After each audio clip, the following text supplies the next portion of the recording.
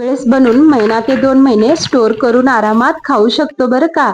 छान क्रिस्पी आणि टेस्टी हे गव्हाच्या पिठाचे मटरी आणि चटपटीत बाहेरच्या चिप्स सारखं सुद्धा बनवून खाऊ शकतो. कसं ते पुढे सांगते मी व्हिडिओमध्ये. प्रतिभाज किचन मध्ये तुम्हाला सगळ्यांचं खूप खूप स्वागत आहे. 2 कप गव्हाचे पीठ घेतलेलं आहे आणि ओवा घ्यायचा, हातावर असं चोळून घालायचंय. कलोंजी घेतलेली आहे, तुमच्याकडे नसेल तर पांढरे तीळ सुद्धा घेऊ शकता. आणि इथे कस्तुरी मेथी आवडत असेल तर, नसेल आवडत तर स्किप करू शकता. आणि चवीपुरतं मीठ घ्यायचंय. सगळं मिक्स करून घेतल्यानंतर 2 चमचे तेल. आता हे तेल आपण सगळं पिठाला असं चोळून घेऊया, म्हणजे मिक्स करून घेऊया तेल. अगोदर पीठ मळण्याच्या अगोदर आपल्याला हे सगळं मिक्स करून घ्यायचंय. त्यानंतर आपल्याला थोडं थोडं पाणी घालून मळून घ्यायचंय, म्हणजे एकच वेळेस पाणी घालायचं नाही, नाहीतर पीठ पातळ होईल आणि मटरी आपले तेल खूप पितील, तेलगट होतील आणि क्रिस्पी सुद्धा जास्त होणार नाही. त्यामुळे आपल्याला काय असं घट्टसर मळून घ्यायचं आहे. 10 ते 15 मिनिटासाठी आपण रेस्ट करण्यासाठी ठेवूया.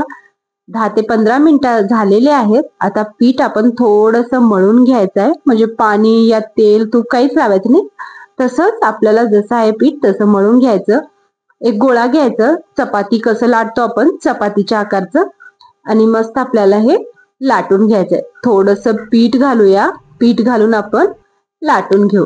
खूप छान आणि म्हणजे इझी आहे बरं का. खूप लवकर बनवू शकतो. जास्त साहित्य सुद्धा, हे साहित्य तर आपल्या घरात असतातच, तर आरामात आपण बनवू शकतो. मुलांना स्नॅक्स साठी देऊ शकतो. आपण सुद्धा संध्याकाळच्या टाइम मध्ये आरामात चाय सोबत घेऊ शकतो. 1-2 मटरी छान टेस्टी लागते. तर इथं चपाती लाटून रेडी आहे.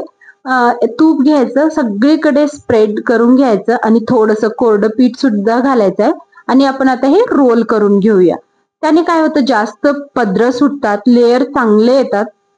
आता जितके पाहिजे म्हणजे छोटे छोटे असे चाकूच्या सहाय्याने कट करून घ्यायचं. असे उंडे बनवून घ्यायचं. एकच वेळेस बनवलं तर लाटण्यासाठी खूप इझी होतं त्यामुळे.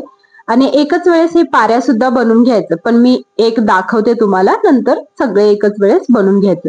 आता एक पातळ पातळ लाटायचं, जितकं होईल तितकं पातळ ठेवलं तर जास्त पदर आणि खूप क्रिस्पी होतं. आता तूप घ्यायचं. आता आपण कसं 3 पदरी म्हणजे त्रिकोणी चपाती लाटण्यासाठी, म्हणजे चपातीसाठी करतो, तसं आपल्याला थोडस तूप लावून असं करायचंय. दुसरं शेप सुद्धा देऊ शकता तुम्ही. थोडस हलक्या हाताने प्रेस करायचं, जास्त नाही. आपण वरून लाटण्याची सुद्धा जरूरत नाही, कारण आपण अगोदरच खूप पातळ लाटलेली आहे. तर आता परत तसंच करून घ्यायचं. सगळे आरामात बसून चांगलं आपण हे करून घ्यायचं आणि तळून घ्यायचंय आपल्याला. ते सगळे आपण अलग अलग शेप देऊ शकतो. दुसरे या तसंही पुरी सारखं आरामात असंही लाटू शकतो, कारण असं लाटल्याने अगोदरच आपण रोल करून घेतलेलं आहे, तर त्याचे सुद्धा लेअर सुटतात बरं का. तर सगळे मी करून घेतलेले आहेत आता इथे. आता गरम गरम तेलामध्ये आपल्याला तळून घ्यायचंय. तेल सुद्धा गरम होतं, तर मी तळण्यासाठी ठेवलेलं आहे. तुम्ही पाहू शकता व्हिडिओमध्ये किती मस्त लेअर आलेले आहेत. तुम्ही पाहू शकता मस्त लेयर्स आलेले आहेत, खमंग आणि क्रिस्पी झालेले आहेत बरं का. मी तुम्हाला तोडून सुद्धा दाखवते. बघा किती मस्त क्रिस्पी झालेले आहेत. आवडलं का मग तुम्हाला?